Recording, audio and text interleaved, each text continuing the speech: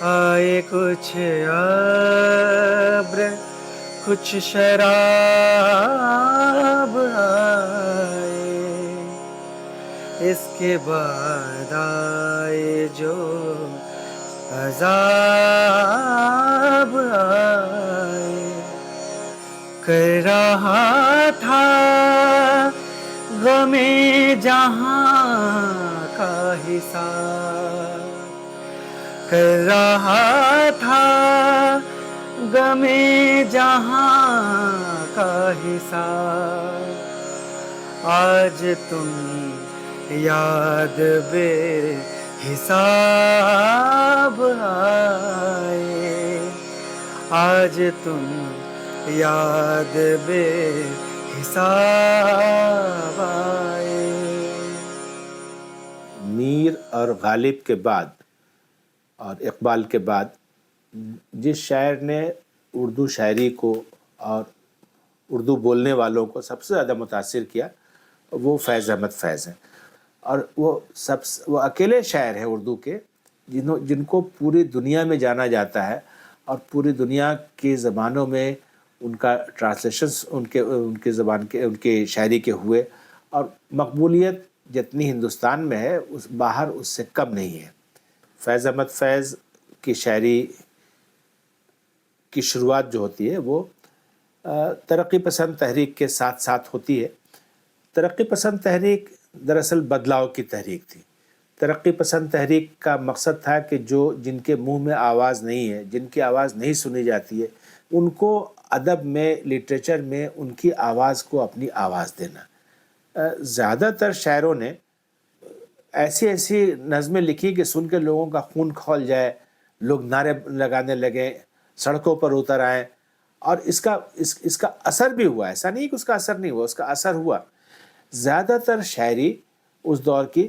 اسی طرح کی ہوئی، لیکن اسی دور سے فیض نے ایک جو نرم لہجہ اپنایا، ایک دھیما لہجہ اپنایا، اور باتیں وہی کی، باتوں میں کنٹینٹس میں کمی نہیں کی، لیکن ان باتوں میں انہوں نے جو ایک نرمی کا ایک ایلیمنٹ ڈال دیا، جو ایک کلاسیکی شاعری کا ایلیمنٹ ڈال دیا، اس کی وجہ سے وہ بالکل بات کڑوی ہے، بات کسیلی ہے، بات بہت تلخ ہے، بات جو ہے وہ ظلم کے خلاف ہے، لیکن سننے والا اس کو بہت ہی آرام سے سن سکتا ہے، اس پر غور کر سکتا ہے، اس کے بعد اس کا فیصلہ وہ لے سکتا ہے، جس کو مخالف بھی سننے پر مجبور ہو جائے۔ وہ ان کی آئیڈیالوجی کو ہو سکتا ہے ریجیکٹ کرے یا اس کو پسند نہ کرے، لیکن یہ کہنے پر مجبور ہو کہ ہاں بات بہت خوبصورتی سے کہی گئی ہے۔ جب بات سنے گا تو پھر دھیرے دھیرے اس کا اثر بھی ہوگا، اور یہ ہوا۔ کب یاد میں تیرا ساتھ نہیں، کب یاد میں تیرا ساتھ نہیں، کب ہاتھ میں تیرا ہاتھ نہیں، صد شکر کی اپنی راتوں میں، صد شکر کی اپنی راتوں میں، اب ہجر کی کوئی رات نہیں، گر بازی عشق کی بازی ہے، جو چاہے لگا دو ڈر کیسا، گر بازی عشق کی بازی ہے، جو چاہو لگا دو ڈر کیسا، گر جیت گئے تو کیا کہنا، گر جیت گئے تو کیا کہنا، ہارے بھی تو بازی مات نہیں، کب یاد میں تیرا ساتھ نہیں، کب ہاتھ میں تیرا ہاتھ نہیں۔ فیض بیک وقت ایک ساتھ رومان اور انقلاب دونوں کے شاعر تھے۔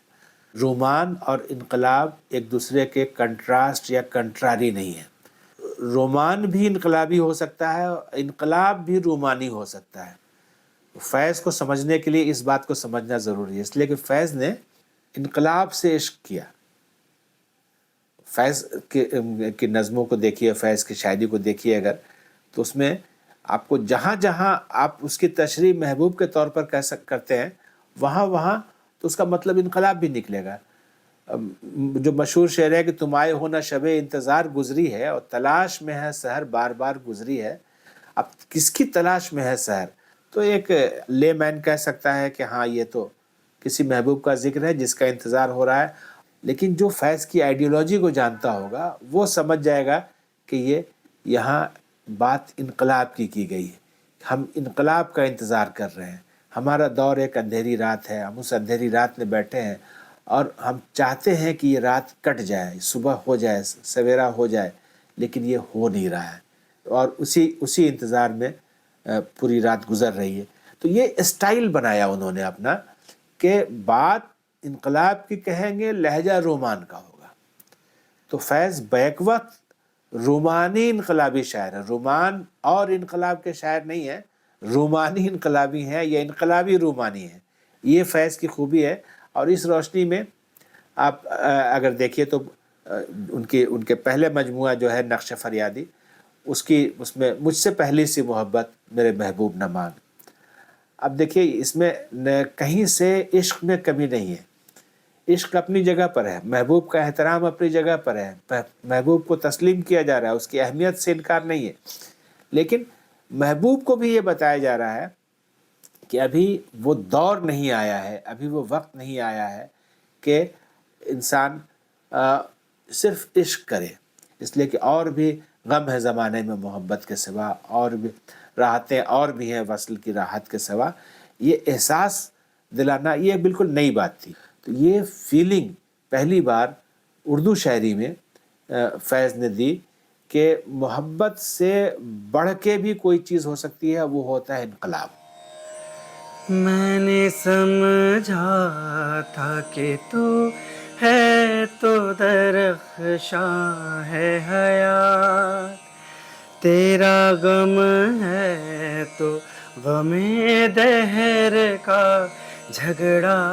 کیا ہے، تیری صورت سے ہے عالم میں بہاروں کو ثبات، تیری آنکھوں کے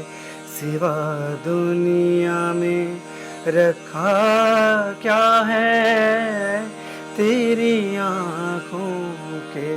سوا دنیا میں رکھا کیا ہے، تو جو مل جائے تو تقدیر نیگو ہو جائے، یوں نہ تھا میں نے فقط چاہتا یوں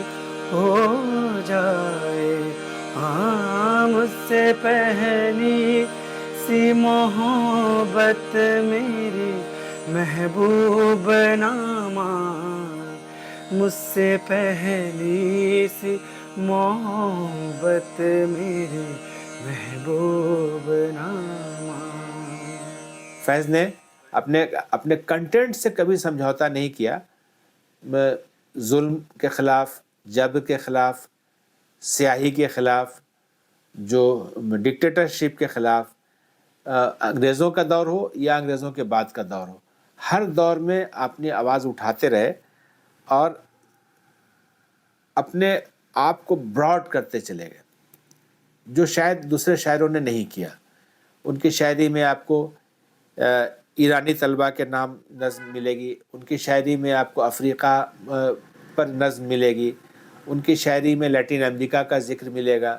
ان کی شاعری میں روس کا لینن گراڈ کا ذکر ملے گا، ان کی شاعری میں پوری دنیا میں جہاں جہاں ظلم ہو رہا ہے اس ظلم کے خلاف فیض آواز اٹھاتے ہوئے دکھائی دیتے ہیں۔ پوری شاعری کو اگر میں سمیٹ کے فیض کی شاعری کو کہوں تو فیض نے اپنے اشعار سے لوگوں کے دل میں آگ لگائی اور اس دل کے اندر انقلاب پیدا کیا اور انقلاب سے عشق کرنا سکھایا۔ فیض شاید پڑھنا پسند نہیں کرتے تھے، بہت وہ کیزولی اپنی شاعری سناتے تھے، لیکن ان کے دیوانے اس وقت بھی اس کو بھی سننے کے لیے بے چین رہتے تھے. لیکن ایک اچھی بات یہ بھی کہ فیض کو تمام اچھی آوازوں نے چن لیا ہے اور ہر اچھی آواز جو ہے وہ فیض کو پیش کرتی ہے اور اچھی میوزک اور اچھے کمپوزیشن کے ساتھ پیش کرتی ہے, جس کی وجہ سے وہ لوگ بھی جو شاید پڑھ کے نہ سمجھ پاتے وہ سن کے, اور سننے میں چونکہ میوزک شامل ہو جاتا ہے تو وہ ایک الگ سے ایک امپیکٹ ڈالتا ہے اور ایک نیا فلیور ان کے شاعری کا ملتا ہے, اور شاید یہ فیض کو پیش کرنے کا سب سے اچھا طریقہ ہے.